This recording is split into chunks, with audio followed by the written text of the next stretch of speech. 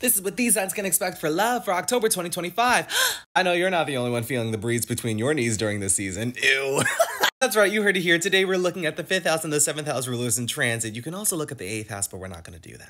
If you want to know more information about your love life, the compatibility that you share between you and another person, or perhaps you just want to know if there's an astrological event happening in terms of love for you, I recommend you download Astra. It has all you need to know about love, romance, and hey, you can ask it any question pertaining to your birth chart. It can even show you what's ahead for you. All you have to do is put in your name and your birth information. It's free to download in the App Store, easy to use. All you have to do is put in the information and then you're set. You're golden. For Leo, your 5th house ruler is transiting the 12th and your 7th house ruler is transiting the 8th with an 11th house emphasis. In terms of love and romance, you need to lift the veil, honey. There may be things happening behind the scenes that you're unaware about. So for starters, set up those energetic boundaries. That way you don't take on energy that isn't yours. And that way you can discern which energy is for you and which energy is not for you. Now, before you're putting yourself out there, I recommend spending time by yourself to better understand your unconscious emotions. If you need to cry it out, you cry it out. I'm not gonna lie here, love could be a little deep, intense, transformative, if you will. It can lead you to ask those deep questions. If in the case that you're putting yourself out there for dating, be sure that you're facing the reality of what that's actually going to come with. It's very easy to get fooled by the charm. I know it happens to the best of us. In terms of relationships, partnerships, and interpersonal connection, I recommend you prioritize your healing journey, going below the surface, examining the darker aspects of life, as well as making peace with your past. And hey, let go of anything that no longer serves you and your current self. But this has good potential to turn into a friends to lovers scenario with the 11th house emphasis. You're able to be weird, quirky, unconventional, different. It's great. It's a good time. And it has potential to be a deep connection. Yes. There's going to be intimacy, passion, commitment with a little tug and pull. Yes. You could tug my pull. Ew.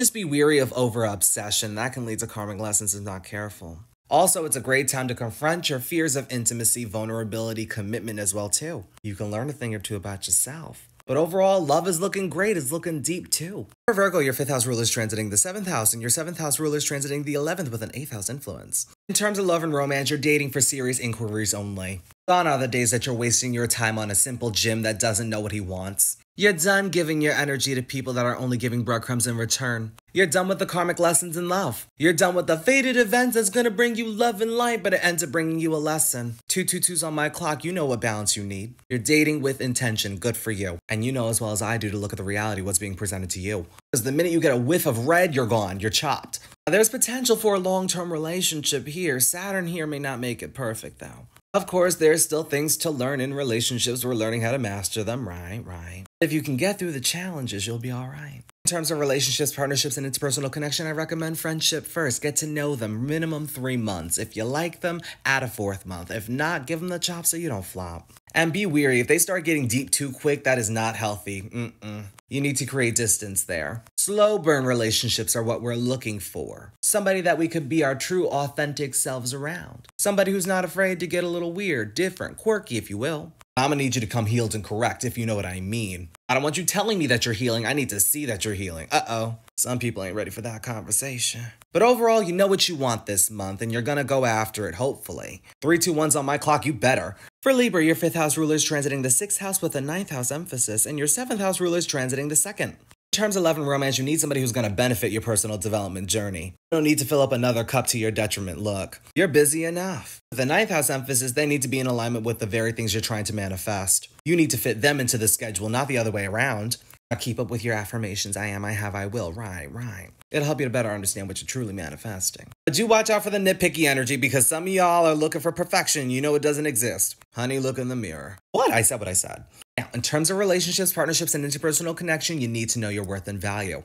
No more giving your energy to people, places, and things that are not giving equal give and take. It's all about reciprocity in these streets. I'm gonna need you to give the same energy that you're giving to them, give it back to yourself. And watch the magic you start to attract. Good for you.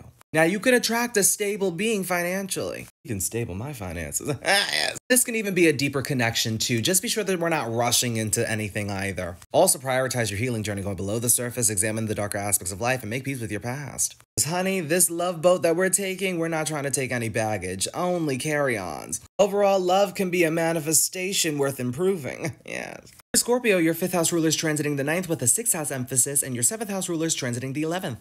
In terms of love and romance, you need somebody who's going to be in alignment with the very things you're trying to call into your life. 444's on my clock. You're protected, you're loved, you're taken care of. And honey, you could take care of other people, but you're looking for somebody to take care of you. Hopefully you're doing that within your day-to-day, that you're being a service to yourself, right? Yeah, you gotta be willing to take care of yourself first before somebody else comes in. This is what leads to the true growth and evolution, and the expansion, honey. Now, in terms of relationships, partnerships, and interpersonal connection, I recommend setting up a friendship first. Get to know them, love them, feed them. Don't clothe them, though. You have to see who they are in their actuality, because if not, chop. Don't be too nitpicky, because remember, nobody's perfect, but I understand you got standards, you know what you want, I'm not mad. In the meantime, don't be afraid to embrace your unconventionality. Don't be afraid to embrace your quirks. Don't be afraid to speak up for yourself either. That's how you can be of service to yourself. Overall, love is looking good for you, just as long as you show up for yourself first. For all the signs, be sure to pay attention to any personal placements, as well as aspects being made. Other signs are in the other videos.